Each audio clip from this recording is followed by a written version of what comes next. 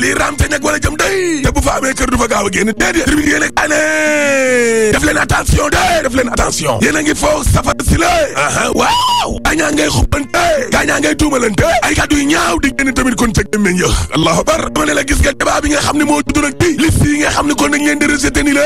moo indi ti tànge gi de yéene kaa gi ne jàppale ne nag safara su njëkk gi nga xam ne dañuy tepp gu njëkk ga waaw te diwaanu Kédougou gële la daal di kon jógee te nag boo sàgganee dana tasaaroo de mar di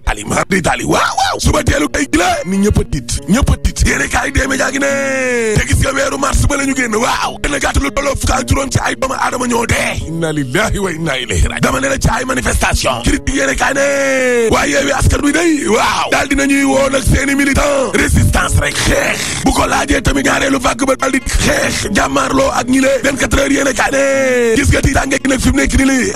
moo ne ci jàpp kon Sénégal dëgg la nguuru Macky Sall gi ci boppam kon liñ leen di tuumaal mooy ay ragal lañ gars yi ay tapet lañ ci wàllum diit la ñuy yëngu box boobu di ne gis nga nguur geeg opposition bi day waaw ku ca nekk nga taxaw fi nga taxaw laa la wax état major yi ña ngay séddale seeni carte waa nguur ga ca boppam yëkkati nañ seenu kaddu waaye Yewwi Askan Wi fañ nekkoon lañ nekk ba léegi ni la nee nañ xeex résistance rek ñaari camp yëpp ña ngay woote kon mobilisation Mor Ngom nee na opposition bi nga xam ne kon ay nitu final lañu la leen tax a jug dara lu dul taal réew mi rek woote insurrection violence taal réew mi évidence Sénégal ne atew Barthélémy Dias la de àllarbay tey ji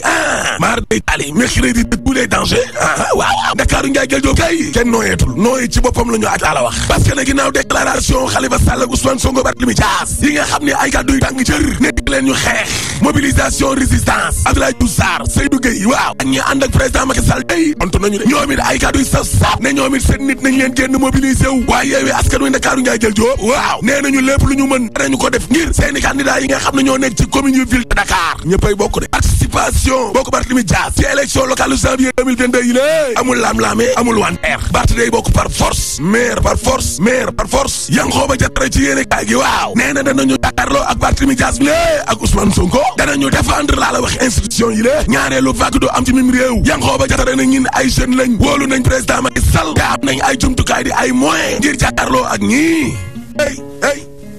Yankhoba Diattara wax lii waaw cey addina laast en tout cas ña ànd ak nguur ga daal yëkkati nañ seen mag laa la wax nee nañ dañuy defante de waaw ca jamono joojee nga xam ne réew mi ngi jax-jaxi waaw Macky Sall de jëla roppalaan nga laa la wax tukki na de dem na Cap-Vert ak France libération yi ne kaa ne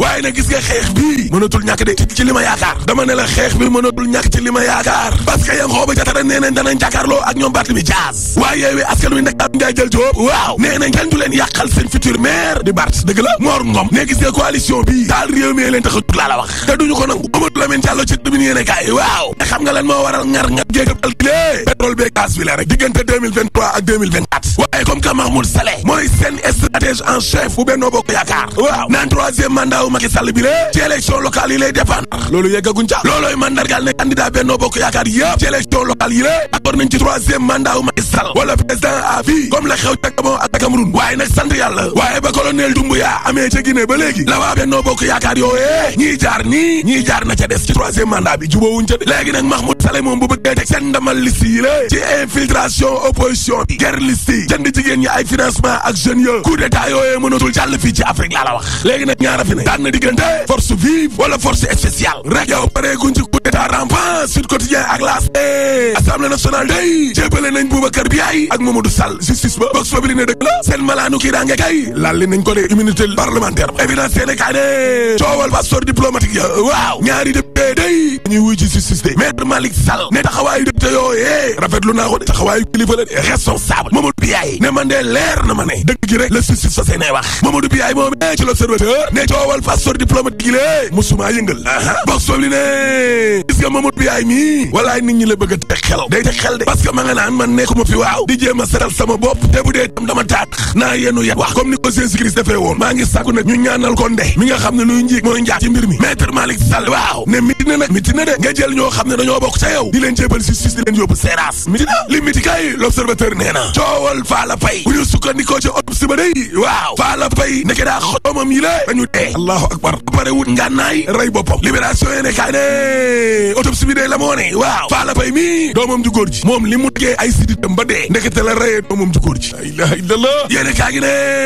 nit ña nga xam ne nag dañ leen doon jaarale kon ca aéroport ñuy daw des jaay waa ca jàpp nañ ko ginnaaw bañ jàppee tey nag jabaram nekk complice am Bernadette Béa kii Béa Maristes gi lañ ko mujj jàppee laa la wax Amadou ne la àndoona fukk ak juróom-benn ci ay doomu aadama di jëf-jëf jooje te bokk na ca ñaari policier laa la wax yu ne ci aéroport ba ay agent wu amaxaan teranga sûreté ay facilitateur ak benn transporteur allahu akbar yéene kaay Cheikh Mbacke gise gi ne lu tolloo téeméer ak ñaar ci ay faux passeport bokk na ci ay passeport diplomatique yu Sénégal kër gi BAD lañ jëlee lépp Dakar Times de rapport d'audit bu bees bi day chambre budgétaire ak financière bu Cour des comptes waaw ICS xam nga lan lañ yoreel waa réew mi trésor public lu tolloo téeméer ak ñaar fukk ci ay milliards 120 milliards la ilaha illallah waa ana directeur u impôt domaine Bassirou Samba Niass mi ngi nii ana Alassane Diallo directeur u ICS mi ngi nii Cheikh Tidiane Diop directeur du trésor mi ngi nii 24 heures yéene kaay ne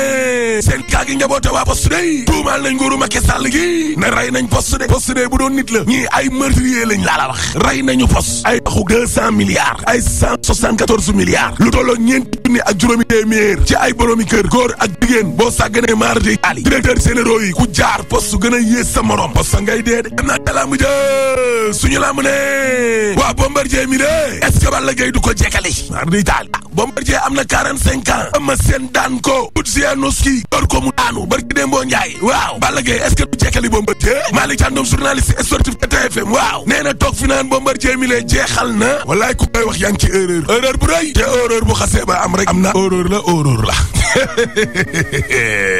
xam nga ne erreur weesuwul ñuy wax di fàtte suñu pétrole beeg gaz bi de waaw parce que nag ak lu lamb ji sajj pétrole bi mënuñu koo fàtte parce que suul gaz du ko tere xeeñ te troisième mandat dañ ko fiy tere